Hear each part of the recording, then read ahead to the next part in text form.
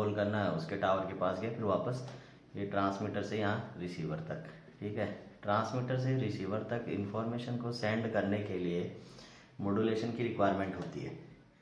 कहाँ होती है?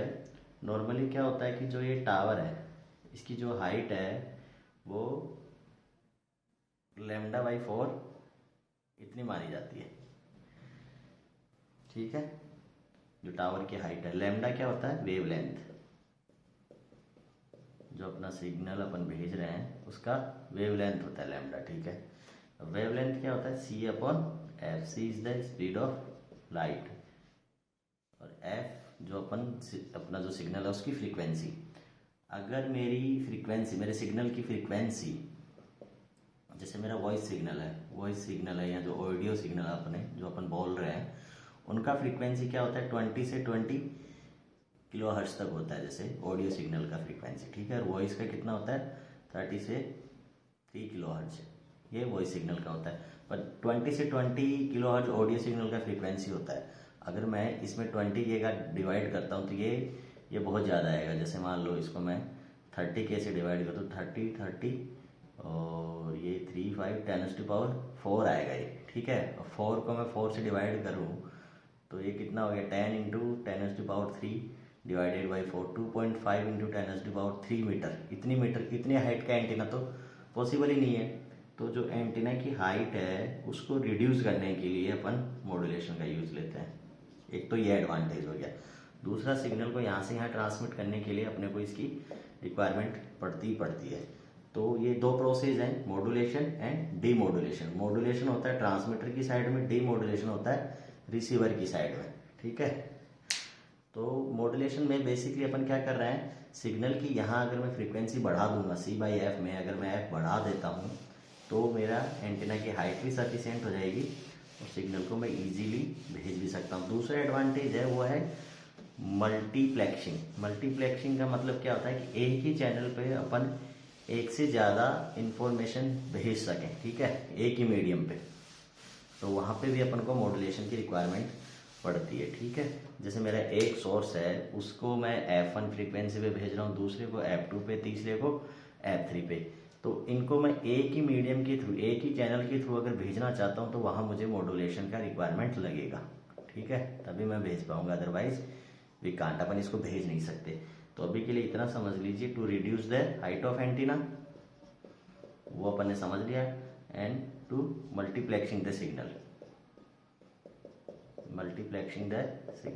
मल्टीप्लेक्सिंग मतलब एक चैनल के through more number of information भेजने के लिए। ठीक है, अलग अलग फ्रीक्वेंसी पे मॉड्यूलेशन की हेल्प से मैं इनकी फ्रीक्वेंसी चेंज कर दूंगा और फिर उनका मल्टीप्लेक्सिंग करके एक ही चैनल पे मैं उसको भेज दूंगा। जैसे ये सड़क है, सड़क के थ्रू अगर मॉड्यूलेशन की हेल्प से क्या करूंगा, मैं नंबर ऑफ गाड़ियाँ पैरेलल इसके भेज सकता हूँ। ऐसे अगर मॉड्यूलेशन नहीं होगा तो इतने एरिया में सिर्फ एक गाड़ी, फिर इसके बाद एक गाड़ी, तो ऐसे तो बहुत दिक्कत हो जाएगी।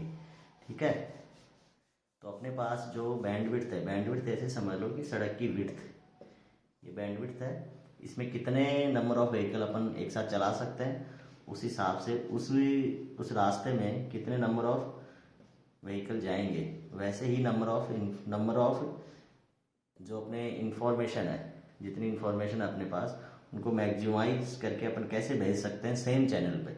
उसके लिए भी अपने को मॉड्यूलेशन लगेगा, कि मैं क्या करूँगा, मेरे इस इंफॉर्मेशन, ये इन्फॉर्मेशन सबको अलग अलग फ्रीक्वेंसी दे दूंगा, फिर मैं सेम चैनल पे उसको ट्रांसमिट कर दूंगा। ठीक है, तो इसमें क्या करते हैं, यहाँ ट्रांसमीटर होता है, ये अपना चैनल होता है, मीडियम चैनल, और ये अपना रिसीवर होता है।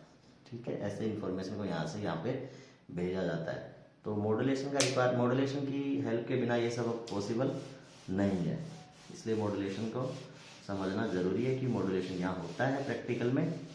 और अब ये होता क्या है मॉड्यूलेशन, अपन ये जानते हैं। ठीक है, मॉड्यूलेशन है क्या होता है इसमें, ये क्यों करते हैं ये अपन ने देख लिया, क्यों इसको पढ़ रहे हैं ये भी अपन ने देख लिया, और ये होता क्या, इसमें क्या करते हैं। तो इसमें बेसिकली अपन क्या कर रहे थे, यहाँ पे c/f था, जो लैम्डा में जो f है, f को मैं इंक्रीज कर रहा हूँ, तब मेरा लैम्डा डिक्रीज हो रहा है। डिक्रीज होने से एंटीना की जो हाइट s थी वो भी डिक्रीज हो रही है।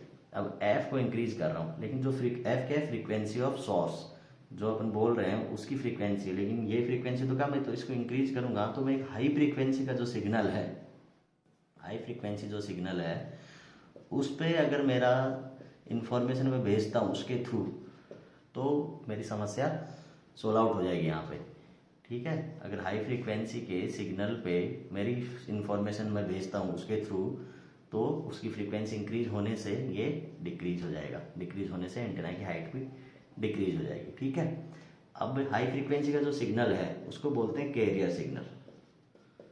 कैरियर सिग्नल क्योंकि वो इंफॉर्मेशन को कैरी करके ले जाता है, इसलिए मान लो कि कैरियर सिग्नल उसको बोलते हैं, और जो अपना इंफॉर्मेशन है उसको मैसेज सिग्नल बोलते हैं, इंफॉर्मेशन सिग्नल बोलते हैं, कि उसके पास इंफॉर्मेशन है इसको कैरी करके ले जाता है, तो ये कैरियर सिग्नल हो गया। तो कैरियर सिग्नल हाई फ्रीक्वेंसी वाला हो गया, अपना मैसेज सिग्नल जिसकी अपनी जो फ्रीक्वेंसी है। ठीक है, अब इसका मैसेज सिग्नल को इसके थ्रू अपने को भेजना है, तो मैसेज जो कैरियर सिग्नल है, कैरियर सिग्नल एक नॉर्मल साइनोसॉइडल सिग्नल है, तो साइनोसॉइडल सिग्नल के पास क्या होता है, ए इंटू कॉस, ये कोसाइन साइनोसॉइडल सिग्नल को ऐसे रिप्रेजेंट किया जाता है। ठीक है, ये नॉर्मल सिग्नल हो गया, नॉर्मल कैरियर सिग्नल हो गया, ये कैरियर सिग्नल इसको एसी से रिप्रेजेंट, तो इसके पास क्या हो गया यहाँ एम्पलीट्यूड। एक नॉर्मल साइनोसॉइडल सिग्नल इस तरह का ही तो होता है, ये क्या हो गया इसकी फ्रीक्वेंसी, और ये क्या हो गया इसका phase.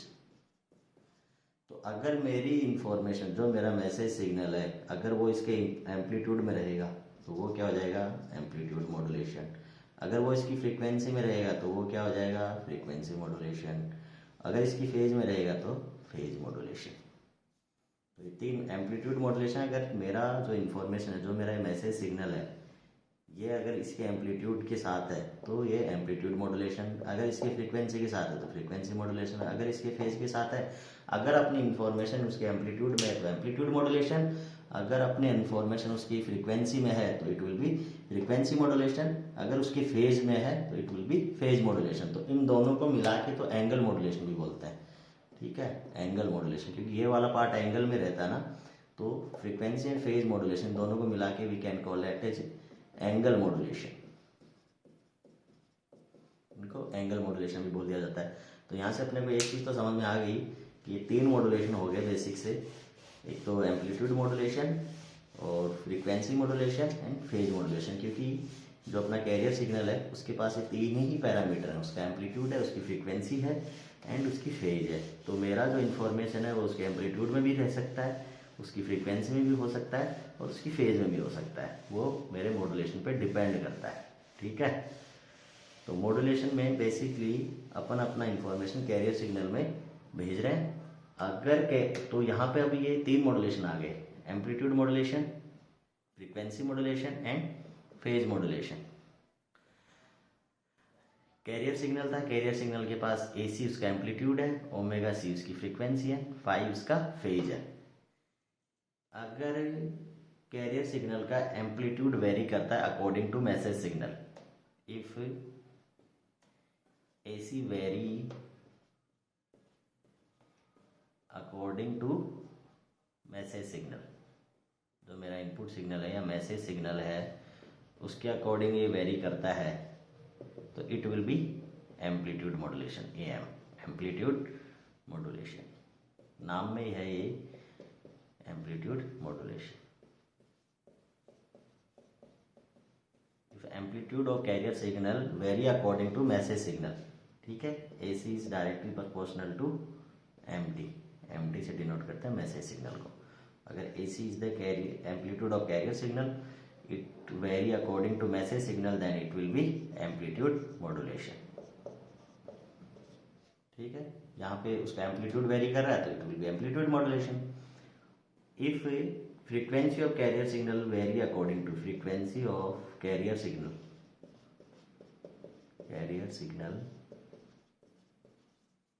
vary according to MT, that is message signal, then it is called as a frequency modulation। अगर उसका frequency vary कर रहा है तो it will be frequency modulation। and if phase of carrier signal vary, phase of carrier signal phase of carrier signal vary according to MT, that is message signal, then it is called as a phase modulation. तो तीन मोटे मोटे modulation थे. Modulation क्यों किया था और कैसे होता है और अपन कैसे पहचानेंगे कि कौन सा मॉड्यूलेशन है. तो अगर उसका एम्पलीट्यूड वेरी कर रहा है मैसेज सिग्नल के according, then it is called as a amplitude modulation. अगर उसका फ्रीक्वेंसी वेरी कर रहा है, it is called as frequency modulation. अगर उसका फेज वेरी कर रहा है तो it is called phase modulation. ठीक है, ये वेरी करेंगे मैसेज सिग्नल के हिसाब से. ठीक है, तो वहां से अपने को पता लग जाएगा कि कौन सा कौन सा मॉड्यूलेशन है.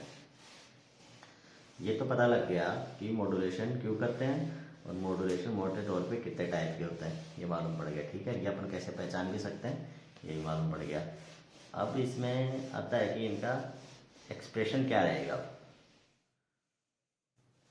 ठीक है, एम्पलीट्यूड मॉड्यूलेशन में जो पहले मेरा अनमॉड्यूलेटेड कैरियर सिग्नल था वो ये था AC cos of omega CT, ये था तब. ठीक है, ये मेरा कैरियर सिग्नल था CT बिफोर मॉड्यूलेशन. अब आफ्टर मॉड्यूलेशन क्या होगा, मैंने बोला कि AC is directly proportional to MT, ये हो जाएगा.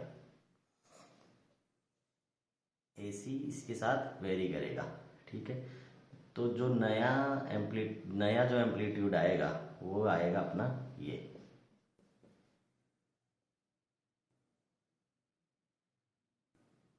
जैसे उसका अगर मैं इसको ऐसे रिप्लेस करूँ, ये हो जाएगा मेरा AC plus AC KA into MT, ये आ जाएगा नया. तो आफ्टर मॉड्यूलेशन जो कैरियर सिग्नल बन जाएगा वो क्या बन जाएगा, AC डेज, बाकी फ्रीक्वेंसी और फेज तो उसकी चेंज होनी नहीं. मान लो फेज 0 है तो ये हो जाएगा. अगर मैं यहाँ AC को ये रख दूँ, AC पुराने वाला AC KA amplitude modulation sensitivity, ये बोलते हैं KA को. ठीक है, ये मेरा मॉड्यूलेटेड सिग्नल का एक्सप्रेशन जिसको ST से रिप्रेजेंट किया जाता है नॉर्मली.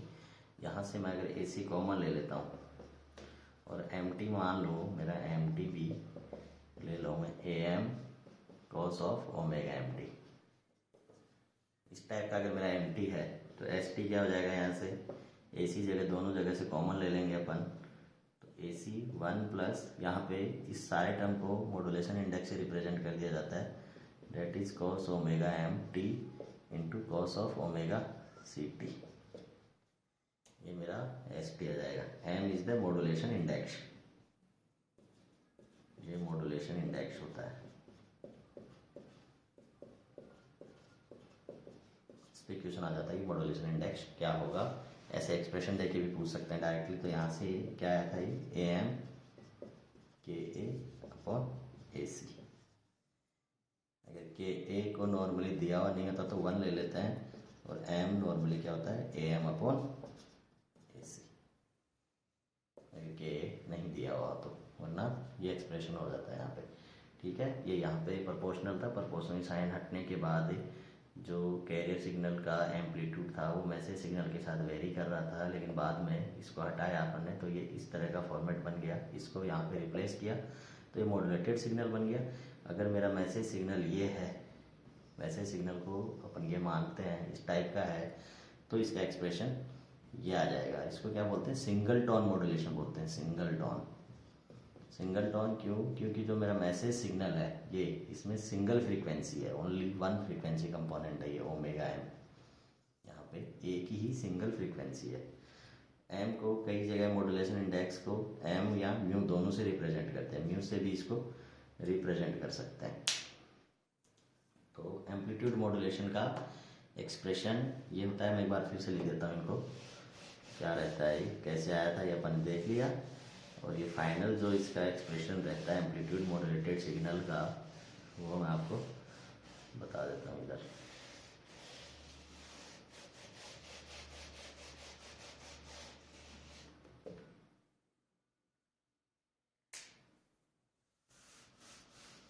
वो उसमें क्या था कि चेंज इन जो एम्पलीट्यूड मॉड्यूलेशन है वो प्रोपोर्शनल टू MT रहता है. प्रोपोर्शनलिटी के साइन को हटाया तो ये कांस्टेंट आ गया यहाँ पे. चेंज इन से तो ये इक्वल टू आ गया, तो ए सी डैश ये बन जाता है फिर ए सी प्लस ए सी इंटू के इंटू एम टी। ठीक है, यहाँ से ये बनता है। लेकिन अपन जो फाइनल अपन ने निकाला है एक्सप्रेशन एम्पलीट्यूड मॉड्यूलेटेड सिग्नल के लिए, ए एम के लिए ए सी बाहर रहेगा 1 plus cos of omega M T into cos of omega C T.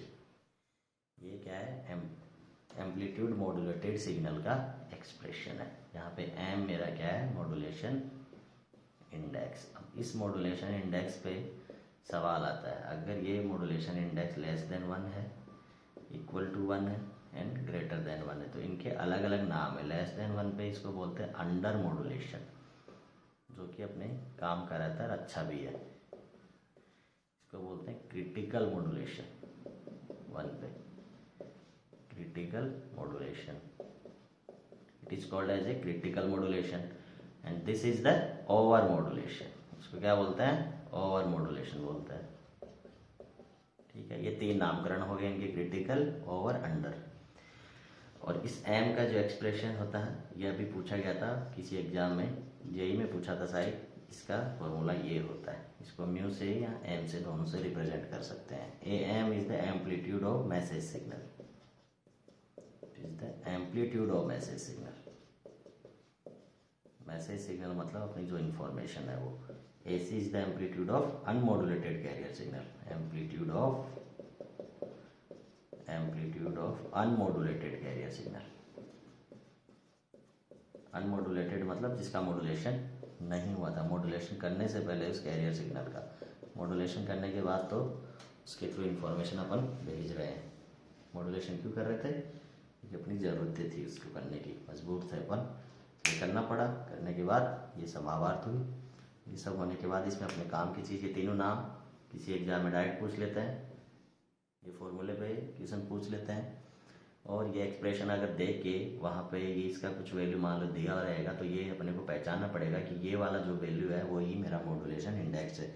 इसमें ज़्यादातर क्वेश्चन मॉड्यूलेशन इंडेक्स पे ही पूछे जाते हैं, जेई एंड नीट में। आगे फिर एग्ज़ाम है जो गेट है इंजीनियरिंग का जो है पेपर, उसमें फिर डिटेल में थोड़ा ही, लेकिन यहाँ तक इतना ही है बस, इतने से आपका काम हो जाएगा। ये आपका एक्सप्रेशन मालूम होना चाहिए। इसमें एक चीज़ और पूछ सकते हैं, मैक्सिमम जो बचा है वो ये बचा है इसका कि एम्पलीट्यूड मॉड्यूलेशन सिग्नल में ट्रांसमिटेड पावर कितनी होगी, कितनी, क्योंकि पावर भी तो इम्पोर्टेंट है ना, कितनी पावर भेज रहे हो भाई, कितनी पावर मुझे उसको भेजने में लग रही है। तो इसका पावर का एक फॉर्मूला होता है, वो यहीं से आता है, इसी फॉर्मूले से आता है ये, AC²/2। R अगर दिया हुआ हो, नहीं दिया हो तो 1 ले लेते हैं वहाँ पे, M²/2। ये एम्पलीट्यूड मॉड्यूलेशन के केस में टोटल ट्रांसमिटेड पावर होती है जो मैं सिग्नल को भेजने में लगती है। ठीक है, इतनी पावर अपनी जाती है उसमें। ACR वहाँ पे दिया हुआ होगा, नहीं दिया होगा तो इसको 1 ले लेना है। एम यहाँ पे मॉड्यूलेशन है, ये टोटल ट्रांसमिटेड पावर हो सकता है, इसमें टोटल पावर देके AC पूछ लेंगे या मॉड्यूलेशन इंडेक्स पूछ लेंगे, ये भी पूछ सकते हैं। इस टोटल पावर में से जो काम की पावर है, ये पावर तो कैरियर की पावर है, तो ये तो यूजलेस होगी, कैरियर में तो कोई काम का नहीं है अपने। तो ये वाली जो बची हुई पावर है वो पावर काम की पावर है, जिसको साइड बैंड पावर भी बोलते हैं, वो हो जाती है। अगर मैं AC²/2 R को PC से लिख दूँ, PC मतलब power of carrier signal, unmodulated carrier signal है, उसका पावर अगर PC है तो साइड बैंड टोटल पावर क्या हो गया, PC M²/2, ये तो टोटल पावर हो गया। और जो साइड बैंड पावर है वो जो मेरे मैसेज सिग्नल की पावर है वो क्या हो गई, यहाँ से PC M²/2, ये काम की पावर है। और यहाँ से PC, इसमें PC ऐड किया तो ये टोटल आया था, ये मेरी यूजफुल पावर नहीं है, ये यूजफुल पावर है, तो ये एक्स्ट्रा पावर इसके साथ भेजनी पड़ रही है। तो पावर एफिशिएंट नहीं है ये, एम्पलीट्यूड मॉड्यूलेशन में पावर बहुत ज़्यादा लगती है। ठीक है, एम के अलग अलग केस के लिए ये टोटल पावर पूछ सकते हैं, अभी तक तो पूछा नहीं है लेकिन आगे क्या पता पूछ सकते हैं। तो अपने को ये फॉर्मूला याद रखना है कि एम्पलीट्यूड मॉड्यूलेशन के केस में टोटल ट्रांसमिटेड जो पावर है वो ये रहती है।